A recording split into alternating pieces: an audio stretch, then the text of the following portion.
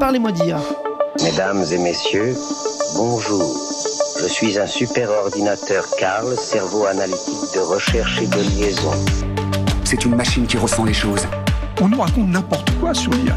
Alors, qu'est-ce que tu en dis, Kit? Moi, je n'en dis rien du tout. Que la créativité, elle reste du côté de l'humain. Parlez-moi d'IA, présenté par Serge Abitboul. Bonjour à toutes et à tous. Eh bien, je suis au micro pour l'animation de cette émission. Bon, même si la phase de rodage est terminée selon Jean-Philippe Clément, qui réalise et produit ce podcast, continue à être tolérant. Je ne suis pas un journaliste pro. Aujourd'hui, on va parler de calcul quantique, et plus précisément d'IA avec du calcul quantique. Notre invité est justement un spécialiste du domaine, Jonas Landman. Il a soutenu une thèse en informatique à l'Université de Paris-Cité et a réalisé des post-docs à l'Université d'Édimbourg, de Paris-Sorbonne et dans l'entreprise QCware France. Il est maintenant chercheur à INRIA et l'École normale supérieure. Alors, accordez-vous 30 minutes pour interroger une nouvelle fois ce que provoque l'éruption de l'intelligence artificielle dans notre vie, d'un point de vue social, culturel, éthique, technique, politique et tout. Cause Commune, 93.1 FM.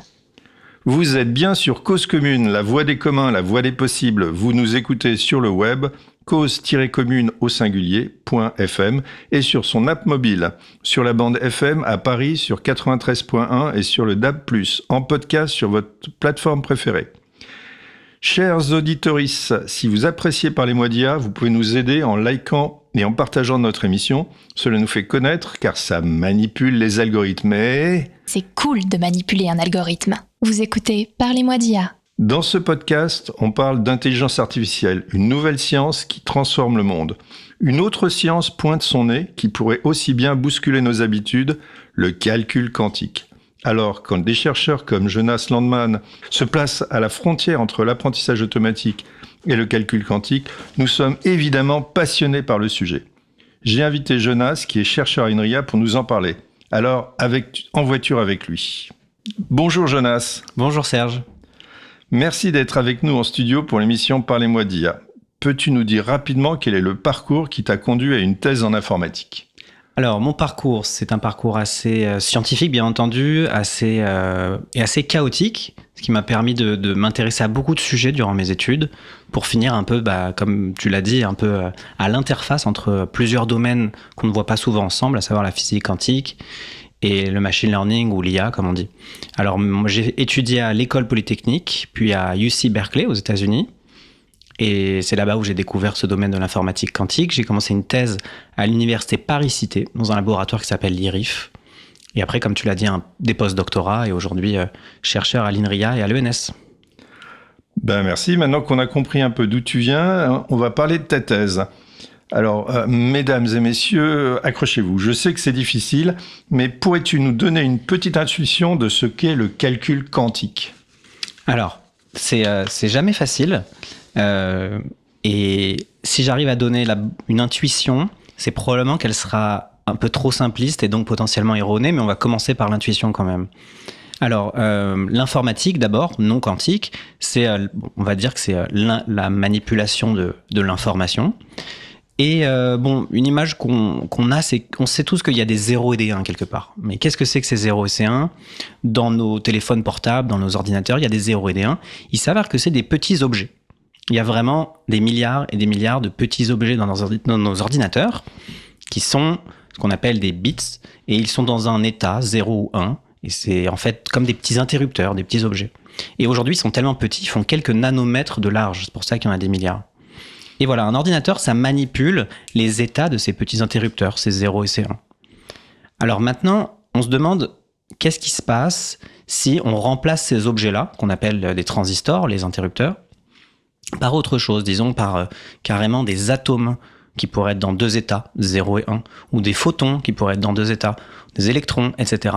Des choses qui sont tellement petites qu'elles obéissent aux lois de la physique quantique. Et alors tout d'un coup, on va se mettre à avoir donc une machine qui manipule des 0 et des 1, mais dont ces objets qui portent l'information, atomes, électrons, etc., vont donc obéir à des lois très bizarres, les lois de la physique quantique. Et en particulier, le fait que les états de ces atomes, électrons et tout, peuvent être dans, on peut être dans plusieurs états à la fois. Ça, c'est un peu un principe de base de la physique quantique. Tandis que le transistor normal qu'il y a dans votre téléphone portable, il est soit allumé, soit éteint, soit donc 1 ou 0. Le photon, lui, il peut être dans les deux à la fois, avec des proportions. Alors là, on peut rentrer dans des discussions un peu épistémologiques ou de la philosophie des sciences, de qu'est-ce que ça veut dire qu'être dans deux états à la fois. Mais pour l'instant, on va juste partir de ce principe. Donc maintenant, au lieu d'avoir un ordinateur qui manipule 0 ou 1 sur plein de transistors, on va avoir un ordinateur qui manipule des choses qui sont un peu dans les deux états à la fois. Donc ça, c'est le fondement de base de ce qu'on appelle l'information quantique ou l'informatique quantique. Et donc aujourd'hui, ou enfin depuis une vingtaine d'années ou une trentaine d'années, les gens essaient de fabriquer ces machines. C'est extrêmement dur parce que clairement, la nature n'a pas vraiment envie. Quand je dis la nature, j'entends la physique quantique, n'a pas vraiment envie qu'on mette des milliers ou des centaines de milliers de photons ensemble, bien contrôlés, parce qu'en général, plus la taille d'un système, c'est-à-dire le nombre de ces électrons, de ces atomes grandit, moins les effets quantiques vont être bien conservés. Il y a un problème un peu naturel qui arrive. On appelle ça la décohérence. Mais c'est ce que donc beaucoup de gens essayent de faire, d'abord dans les universités et maintenant surtout dans les entreprises, parce que c'est des machines qui coûtent apparemment très très cher à faire. Mais moi je travaille sur autre chose, je travaille sur qu'est-ce qu'on pourrait faire avec de telles machines. Et ça non plus, c'est pas clair. Avant d'arriver là, c'est vrai que c'est un sujet qui est très intéressant, mais avant d'arriver là, est-ce qu'on pourrait un petit peu comprendre un peu mieux ces machines quantiques en supposant qu'on arrive à faire des calculateurs quantiques? C'est quoi le but? Est-ce que c'est de résoudre des problèmes qu'on ne pourrait pas résoudre avec des ordinateurs classiques, ou est-ce que c'est pour aller plus vite? Ça sert à quoi?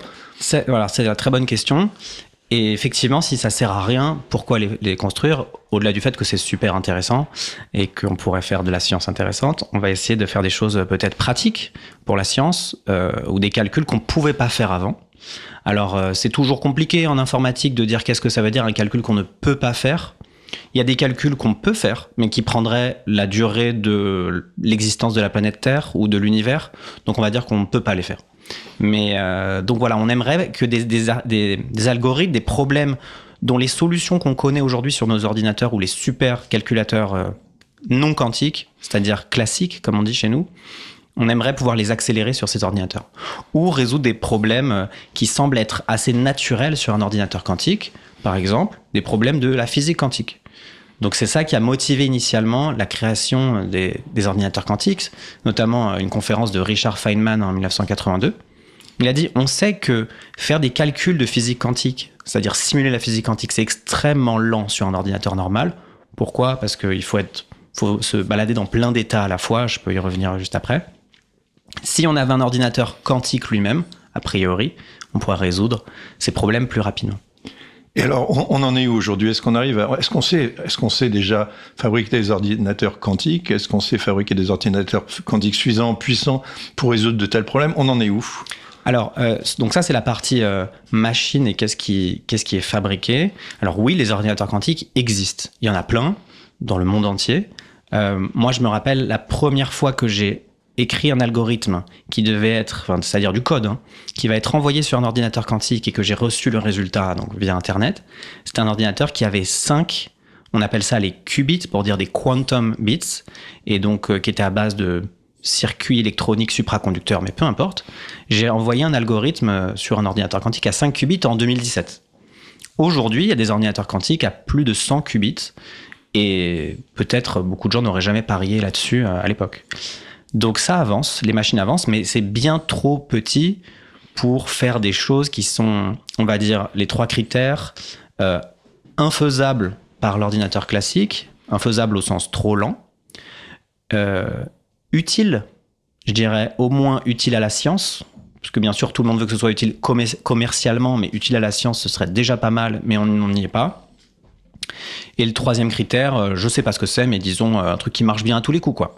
Voilà, reproductible. Donc on en est là. Ça, c'est côté les machines.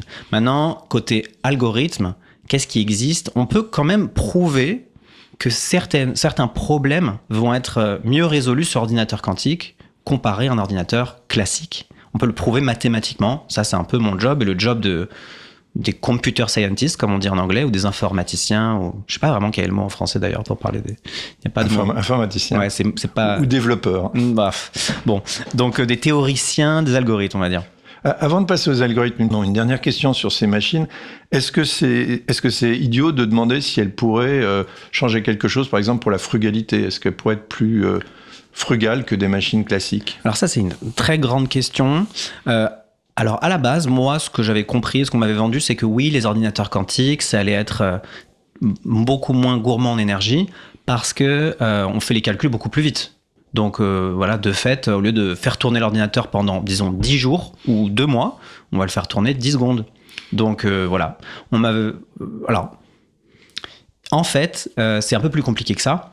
Finalement, construire ces machines, ça a coûté beaucoup d'énergie, mais ça dépend. Et peut-être je ne l'ai pas assez bien exprimé, mais il y a plein de façons différentes de faire l'ordinateur quantique. J'ai dit, ça peut être des atomes de ci, des atomes de ça, des électrons comme ci, des électrons comme ça, de la lumière. Et il y a en fait, je sais pas, presque, au moins je dirais au hasard comme ça, une trentaine ou une quarantaine de possibilités différentes de faire des ordinateurs quantiques aujourd'hui dans le monde. Et elles n'ont pas du tout les mêmes consommations énergétiques. Notamment ceux qui nécessitent d'avoir une espèce de froid absolu, c'est-à-dire le froid qu'il y a dans le vide, même plus froid que le vide intersidéral, pour que les petits atomes ou les électrons, c'est-à-dire les qubits, soient le plus stables possible. Comme je l'ai dit, la nature n'a pas vraiment envie qu'on mette des centaines de milliers de qubits ensemble et qu'ils restent sages, et la température, ça les fait s'exciter. Donc il y a besoin de refroidir, et souvent ça consomme beaucoup d'énergie, c'est comme le frigo le plus froid du monde. Donc ça dépend. Mais plus ça va, plus je trouve que ça va pas être si frugal que ça.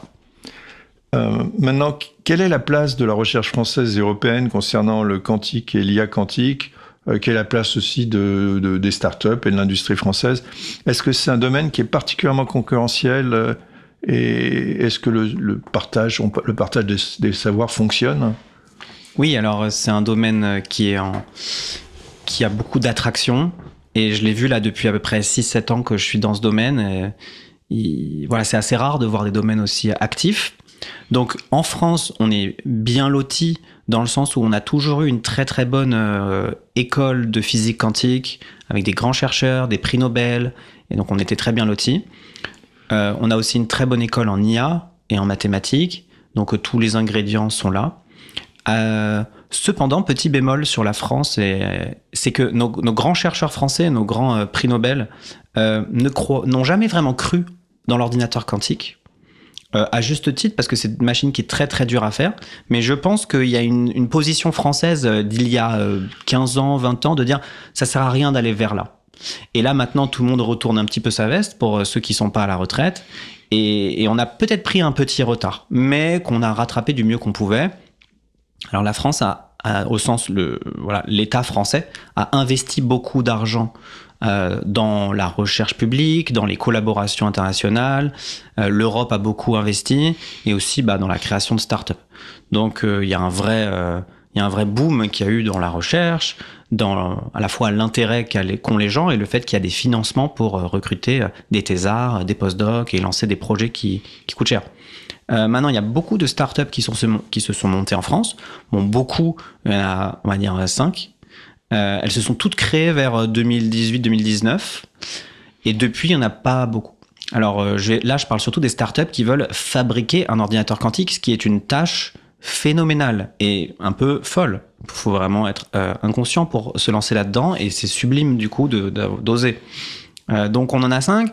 En France, on est très très très fiers de ces startups et elles sont effectivement impressionnantes. Elles sont belles, hein. Voilà. Mais il faut imaginer que dans le paysage international, voilà, elles ont leur place, elles sont connues. Aux États-Unis, on connaît ces startups, mais c'est pas les leaders pour l'instant. Vraiment, les leaders ont infini argent et ils avancent très très vite. Je dirais que voilà, en toute humilité, on n'est pas leader dans ce domaine. Mais on est des très bons candidats. Donc il y a beaucoup de compétition. Et pour finir sur la géopolitique, tous les pays ont investi beaucoup d'argent à l'époque où il y avait peut-être un peu plus d'argent, c'est-à-dire juste après le Covid. Mais bon, il y a une sorte de compétition. La recherche reste ouverte, mais on sent que la compétition est un peu rude. On sent que, d'ailleurs, par exemple, dans la recherche, c'est assez dur de recruter les gens. Il faut toujours un peu demander des autorisations au service secret français. Est-ce que j'ai le droit de recruter telle personne? Je découvre un petit peu ce monde où on a envie, on sent que c'est stratégique. Voilà, c'est stratégique. J'entends les mots stratégie, j'entends les mots souveraineté. Et quand on entend ça, en général, c'est que on peut se demander pour combien de temps ça va rester très ouvert. Mais moi, qui ai principalement travaillé dans la recherche publique, on publiait tout. Et même quand j'ai travaillé un peu dans la recherche privée, on essayait de publier au maximum tout ce qu'on pouvait. Donc ça reste encore relativement ouvert. Voilà. Maintenant, disons que ce qui est resté secret, je ne l'ai pas vu. J'ai une autre question, c'est le fait qu'il y ait plein de directions possibles. T'as dit à un moment donné qu'il y en avait plein, avec des électrons, avec en optique. Enfin, il y a plein de façons d'attaquer le quantique. Est-ce que ça, c'est pas un handicap? Parce que du coup, on peut pas mettre un investissement massif dans une de ces directions. Il faut les essayer toutes et c'est du coup, on partage les efforts, non? Moi, je pense que c'est une chance, parce que si on n'avait qu'une seule façon de faire ces qubits et ces ordinateurs quantiques, on aurait pu être très vite déçus. S'il y en a un qui marche pas. Donc oui, mais ça dilue effectivement les investissements. Alors, un avantage qu'il y a d'ailleurs, c'est que dans le monde des algorithmes, on fait comme si ça n'avait pas d'importance. On est ce qu'on appelle agnostique de la technologie physique. Alors ça marche jusqu'à un certain point. Oui, c'est réaliste ou pas? Ça dépend à quel niveau d'abstraction on se met, mais en pratique, au bout d'un moment, il ne faut plus être agnostique. Ou on pourra l'être à nouveau dans très longtemps. Voilà. Donc non, c'est plutôt une chance. Mais il faut parier sur son qubit préféré. D'accord. Super. Alors maintenant, on va passer, je t'ai déjà plusieurs fois dérivé parce que tu avais envie d'en parler, on va pas passer aux algorithmes, parce que c'est vraiment ça ton sujet. Une question un peu de néophyte, comment on fait pour tester ces algorithmes si les machines n'existent pas encore? Comment on peut y arriver? Alors les machines existent, on peut en tester certains, mais on peut aussi faire autre chose, à savoir on peut simuler ces algorithmes. On peut prendre un ordinateur donc classique et le faire se comporter comme un ordinateur quantique. Alors on peut faire ça, mais seulement jusqu'à, on va dire, une simulation d'ordinateur quantique à 10 qubits, 20 qubits, peut-être 30, 40, ça va commencer à devenir très très compliqué. Donc voilà, il faut soit un vrai ordinateur quantique, soit un simulateur d'ordinateur quantique, soit des preuves théoriques. Et pour l'instant, on a surtout des preuves théoriques. Et donc ça, ton travail consiste, j'essaie de comprendre, à surtout faire des preuves théoriques sur ces algorithmes, même si tu peux de temps en temps les essayer avec des petites dimensions. Exactement. Et je veux juste rajouter quelque chose, une intuition que j'ai pas donnée au début, mais qui est l'intuition qu'on entend la plupart du temps de comment ça marche un algorithme sur ordinateur quantique. On dit souvent que c'est un petit peu essayer toutes les solutions en même temps. Ça, c'est quelque chose que vous allez entendre assez souvent. Et c'est assez faux, mais l'intuition est intéressante. Donc, par exemple, j'essaie de donner un exemple très rapide. Si votre problème, c'est de trouver votre nom dans l'annuaire des Français, donc vous avez 70 millions de possibilités, comment vous faites? C'est quoi l'algorithme que vous essayez? Vous allez un peu regarder tous les noms. Donc, si au lieu d'avoir 70 millions de Français, j'ai N Français, non, je vais pas rentrer dans les maths. Donc, disons qu'il y a 70 millions de Français. En gros, ça va prendre une durée 70 millions à peu près, ou 70 millions sur 2, mais c'est à peu près un peu du même ordre. Avec l'ordinateur quantique, on pourrait avoir ces 0 et ces 1 dont je parlais. Des combinaisons de 0 et de 1 vont représenter un prénom et un nom de famille, on va dire. Donc 0100101, c'est Jonas Landman. Mais 101111, c'est Serge Abitboul. Et donc, dans l'ordinateur quantique, les petits atomes, les petits objets, les qubits qui représentent ces 0 et ces 1, peuvent être dans tous les états à la fois. Donc ça veut dire qu'ils peuvent être à la fois dans l'état Jonas Landman et dans l'état Serge Abitboul. Donc finalement, sur ces atomes, qui sont dans tous les états à la fois, je peux demander une seule fois « Es-tu Jonas Landman ?» Et donc, maintenant, la réponse, ça va être une superposition de toutes les réponses. Il va y avoir à la fois Jonas, c'est-à-dire oui pour moi, et à la fois il y aura non. Et ça va vivre en même temps. Bon, ça, on a envie de se dire, mais dans ce cas-là, il suffit de demander une seule fois et ça marche du premier coup, c'est bon. Le problème, et là, il faut revenir un peu au fondement de la physique quantique. Une seconde, et c'est pas très compliqué. Peut-être que les gens ont déjà entendu parler du chat de Schrödinger. Le chat de Schrödinger, c'est une expérience de pensée qui n'existe pas. À savoir, si un photon peut être dans deux états, est-ce qu'un chat peut être dans 2 états? Et pour dramatiser la situation, est-ce qu'il peut être mort et vivant à la fois? Alors, disons que oui. Eh bien, ce chat, on le met dans une boîte. Et en fait, l'état quantique, c'est-à-dire la superposition quantique, à savoir le chat est vivant et mort à la fois, ou le qubit est dans l'état 0 et 1 à la fois, ça n'existe, cette superposition, tant qu'on n'a pas fait ce qu'on appelle une observation, une mesure. Donc si j'ouvre la boîte, je vais voir le chat soit mort, soit vivant. Je verrai jamais cette chose un peu de duel ou en superposition. Pour revenir aux algorithmes, si j'arrive à avoir toutes les réponses d'un coup en superposition, donc c'est-à-dire non pour quasiment les 70 millions de Français et oui pour moi, si j'ouvre l'ordinateur quantique, que je lui demande c'est quoi la réponse, il va me donner un résultat au hasard. Donc il va me donner non la plupart du temps.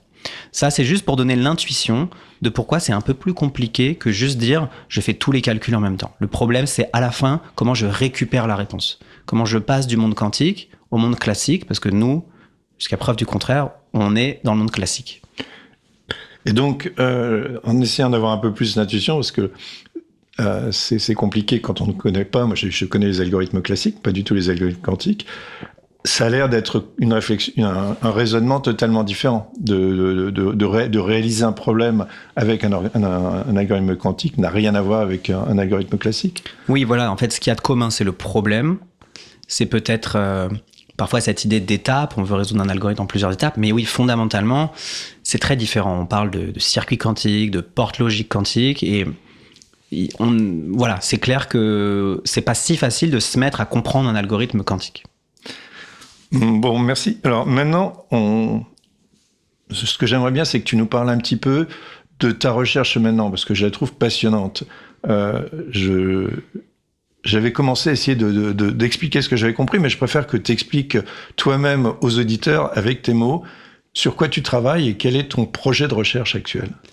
Très bien. Alors en fait, j'étudiais, moi, avant de m'intéresser à l'ordinateur quantique, j'étudiais souvent le machine learning, donc, ce qu'on appelle l'apprentissage automatique en français, ou l'intelligence artificielle parfois, quand on peut discuter avec, j'imagine.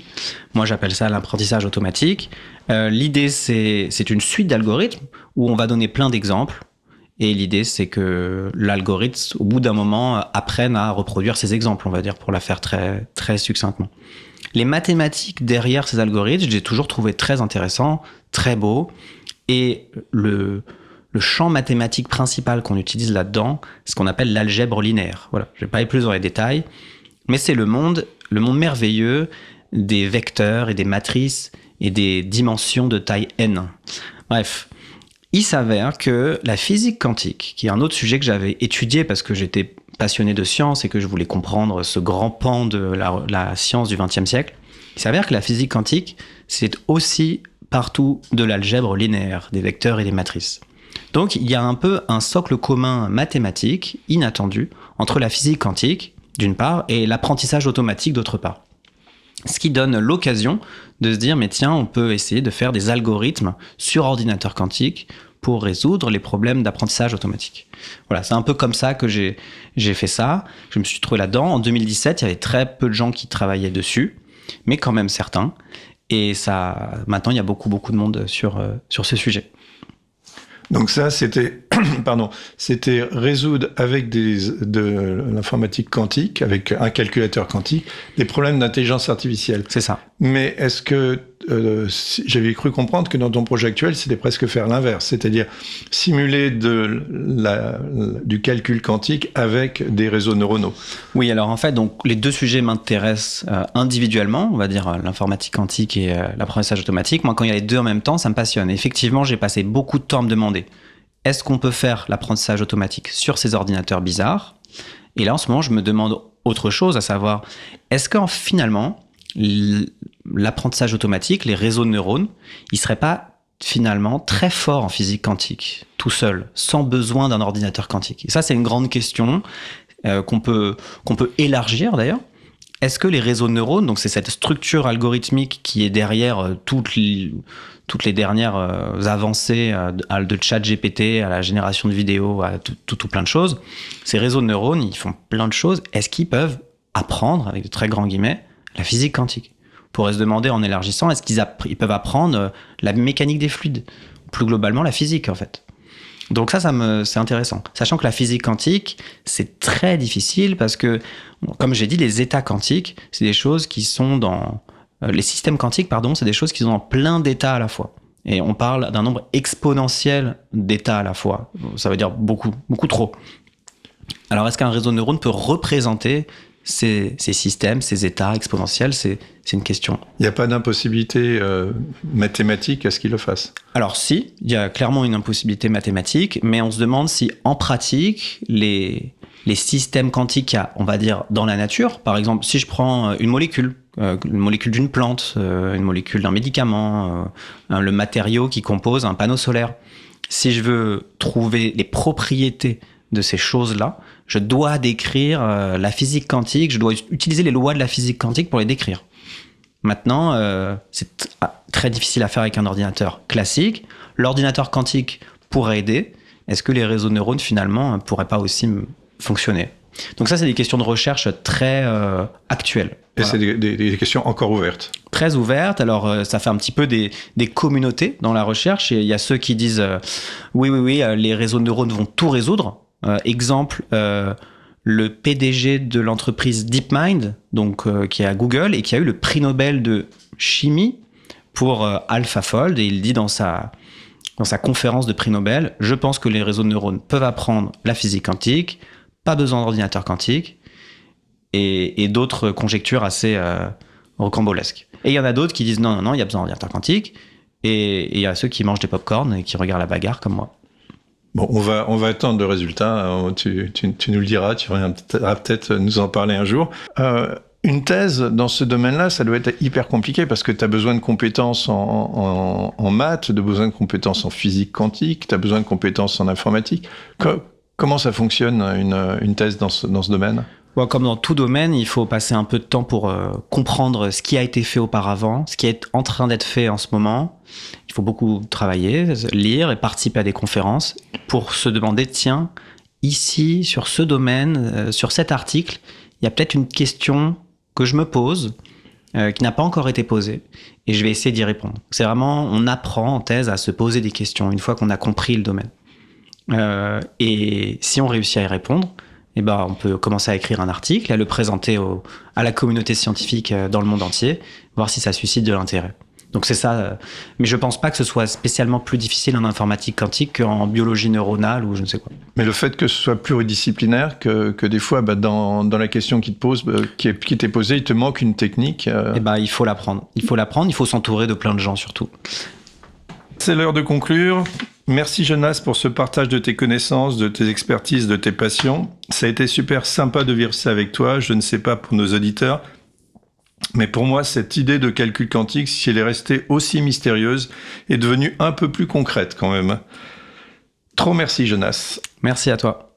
Merci à vous, chers auditeurs. Si cette émission vous a plu, n'hésitez pas à utiliser votre grand pouvoir, liker et partager. Cela stimule l'algorithme pour nous proposer à d'autres. Et surtout, laissez-nous vos commentaires et impressions sur Apple Podcasts, Spotify ou LinkedIn, car cela nous fait extrêmement plaisir d'avoir vos retours. Restez sur 93.1 FM sur Cause Commune. À bientôt.